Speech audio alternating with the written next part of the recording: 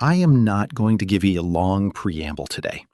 I'm going to go straight to the thing that matters, because if you are watching this, the chances are that you do not have time for a long preamble. You are in the middle of something hard. You are tired. You have been at this for longer than you expected, and the end still feels further away than it should. And what you need right now is not a lecture or a framework or a carefully constructed argument. What you need is someone to look you directly in the eye and say, one more step. Just one. You can do one more step. That is what I am here to do today.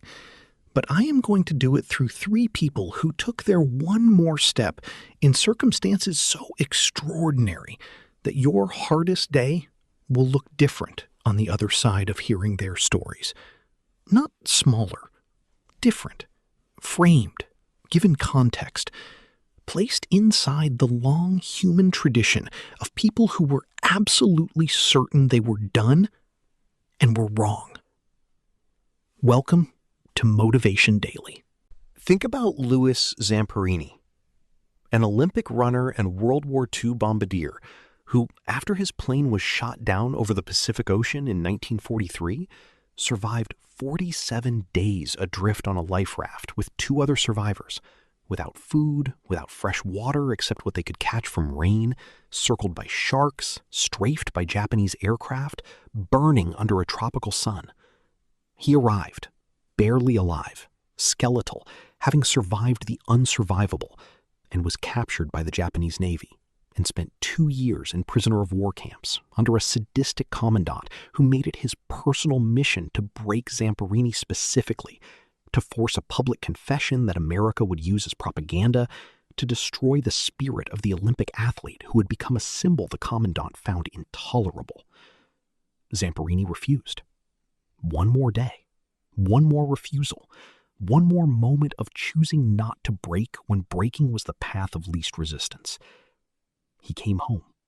He struggled with the aftermath, the trauma, the alcoholism, the nightmares that replayed the camps every time he closed his eyes. And then, one more step. He forgave his captors. He returned to Japan. He met the men who had tormented him and chose the one more step of releasing the hatred that would have consumed what was left of his life. He lived to be 97 years old. The one more step, taken again and again across a life that had every reason to stop, produced a story that has reached millions and continues to teach the world what a human being is capable of when they refuse to let any single moment be the final word. Now think about Junko Tabei. In 1975, Tabei became the first woman to summit Mount Everest, a mountain that had, at the time, been climbed by fewer than 60 people in history, and that the mountaineering establishment had largely assumed was beyond the physical capacity of a woman. But 12 days before she reached the summit, an avalanche struck her camp at night and buried her tent with her in it. She was rendered unconscious. Her Sherpa guides dug her out. She was injured. She was exhausted beyond what she had already endured. She was 12 days from the top of the world, having just survived being buried alive on the side of it. She took one more step, and then another. And 12 days later, she stood on the summit of Everest, the first woman ever to do so, having taken one more step through conditions that would have ended most people's attempt permanently. She went on to climb the highest peak on every continent. Not because the first step was easy, because the one more step, taken consistently in the face of conditions that argued against it, made the impossible a matter of arithmetic. And think about Nick Vujicic, but through the specific lens of this conversation. Nick was born without arms and without legs. He has spoken at length about the moment as a child when he first attempted to write using the one small foot he was born with and could not produce a single legible letter.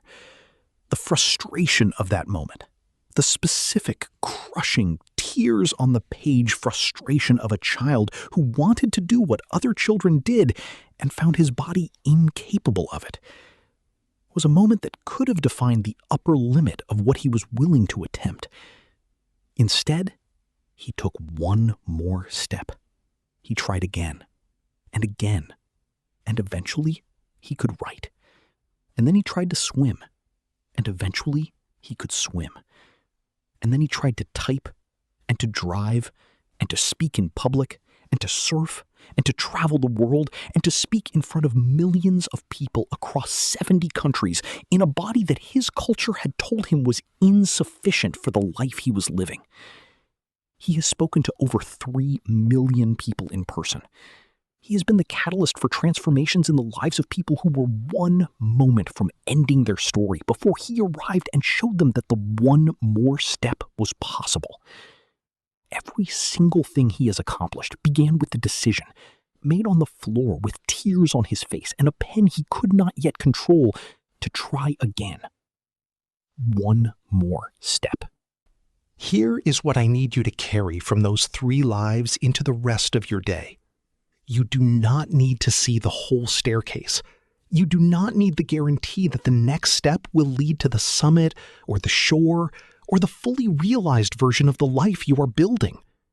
You need to see only the next step. Just the one directly in front of you. The smallest, most immediate, most achievable move forward available in this moment. 47 days on a raft. 12 days after an avalanche buried her alive. Tears on a page with a pen a child could not yet hold. One more step. That is all that has ever been required. Not the whole journey. Not the guaranteed outcome. Just this step. You are almost there. Take it. Share this with someone who is one step from something and needs to hear that one step is enough to start with. Subscribe to Motivation Daily. We take one more step with you every single day. Drop a comment and tell me, what is the one more step you are taking today? Just one. Name it right here and then go take it. That is all. Let's go.